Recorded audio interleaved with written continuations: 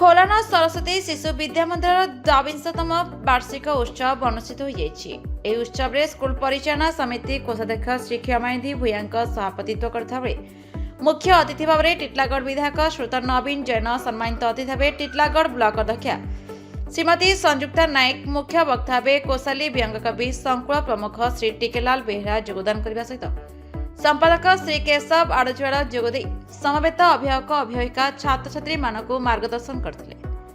School प्रधान आचार्य श्री सुशांत कुमार पंडा वार्षिक विवरणी पठन कला बेले आचार्य श्री मधु महाकुड़ अतिथि परिचय करते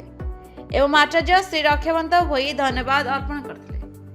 वरिष्ठ आचार्य श्री जगबंधु आड़जुआड़ मंच परिचालन करते। स्कूल मेधावी छात्र छात्री पुरस्कृत करने सहित मानपत्र प्रदान करने सहित अनेक सांस्कृतिक कार्यक्रम अनुष्ठित होता। स्कूल समस्त गुरुजी गुरुमा एवं स्कूल परिचालन कमिटर सदस्य माने साहाय्य सहयोग करने सहित वार्षिक उत्सव को साफल्यमंडित करते। छात्र छात्री माने आनंद हर्ष उल्लास सहित वार्षिक उत्सव मजा नेवा सहित अनेक अभिभावक मानक खोलना सरस्वती शिशु विद्या मंदिर निजर संतान को पाठ पढ़ा थरु निजको गर्व अनुभव करते। निश्चित भाव में मोर संकुल प्रमुख टिटलागढ़ संकुल प्रमुख अच्छी मुझे आ 9टा शिशु मंदिर तदारख करवा भी मोर काम आ कौन जगार वार्षिकोत्सव है योगदान करुच्ची से दृष्टि देखले खोलान सरस्वती शिशु मंदिर रे भव्य स्वागत कले समस्त को अभिभावक अभिभाविका मान आउ प्रकृति में देखली गुरुजी गुरुमा परिवेश सब दृष्टि देखले बहुत बढ़िया आउ वार्षिकोत्सव सुचारू रूपे चली शांति श्रृंखला बजाय रही सरस्वती शिशु मंदिर रे मानसिक शारीरिक बौद्धिक विकास लगी सब बेले चेष्टित से गुरुजी गुरुमान को निश्चित भाव में हार्दिक अभिनंदन जनाऊँ। आमर वार्षिकोत्सव विधायक जरूरीकालीन परिस्थिति जमी हुए से प्रकार से बहुत से एरोप्लेन से निजे टिकेट काटिक आमर सरस्वती शिशु मंदिर तंकर निश्चित भाव में दरद अच्छी कहले कि अत्युक्ति हे ना से कहले दादा 2टा शिशु मंदिर 2टा शिशु मंदिर मत मुख्य अतिथि भाव में मुझे योगदान करी से दृष्टि से कही मत बाध्य जीवी आउ से उड़ाजाहाज आसिक से उत्केलू आसिक पुणे बहुत स्पीड आसी ठीक समय योगदान कले से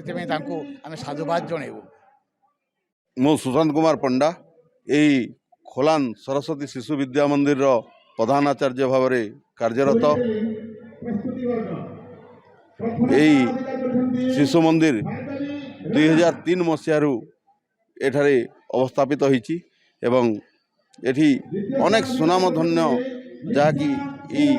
ओडिशा सारा ना पकई एठिकार शिशु माने अनेक क्षेत्र रे जेमती कि आमर राज्य स्तर रे होतुवा वैदिक गणित प्रतियोगिता वैदिक गणित प्रश्न मंच इत्यादि रे भाग नहीं कृतित्व हासिल करछंती। तत्संगे संगे आम संकुल केन्द्र रे अनेक कार्यक्रम हुए जमती विज्ञान मेला संकुल खेलकूद इत्यादि रे मध्य भाग नहीं आम अनुष्ठान गौरवान्वित करछंती। तत्संगे संगे गोटे विशेष आम ये विद्यालय आकर्षण अच्छी जे आम विद्यालय प्रत्येक वर्ष नवोदय विद्यालय रे गोटे ना गोटे पाई थांती जेपरिक गत नवोदय विद्यालय परीक्षा रे आमर 2 जन भाई भौणी कृतकार्य होई गौरवान्वित करछंती एवं सरकारी वृत्ति न कहवा बल ए समस्ते आमर प्राय वर्ष को वर्ष पाई थांती। ए वर्ष मध्य तृतीय श्रेणी सरकारी वृत्ति रे 2 जन एवं पंचम श्रेणी रे मध्य 2 जन पाई सारी। ठीक सेपरि विद्यालय एक अपहंच तथा अनुन्नत अंचल थिले मध्य शिक्षा क्षेत्र में एक विशेष स्थान अधिकार करछि एवं यही विद्यालय छोट हेले मध्य एथिरे प्राय 320 जन भाई भौणी अध्ययन करछंती। तत्संगे संगे ये विद्यालय आचार्य मान साहित्य दृष्टि मध्य जहाँ बड़ बड़ विद्यालय करिपारना ये विद्यालय चेष्टा करछि जेमती कि आचार्य मान साहित्य दृष्टि EPF ATF ESIC इत्यादि कार्य करछि एवं विद्यालय सरकारी स्वीकृति मध्य 2027 पर्यंत निज नारे पाई सारी। यहीपरि अनेक उल्लेखनीय कार्य यही विद्यालय कर सारी। यही अनुष्ठान अनेक छात्र छात्री पाठ पढ़ी अनेक इंजीनियर डॉक्टर हो सारे एवं आकु मध्य हेबे से चेष्टा आम तरफ जारी रही आमर यही आचार्य आचार्य तथा आमर ये जो शिशु मंदिर परिवार अच्छी एमाने सब बेले अहर शिशु मानकर ही चेष्टा करती एठी आमे दक्षिणा बा दरमा को देखुना बहुत स्वल्प दक्षिणा पाउथिले मध्य आमे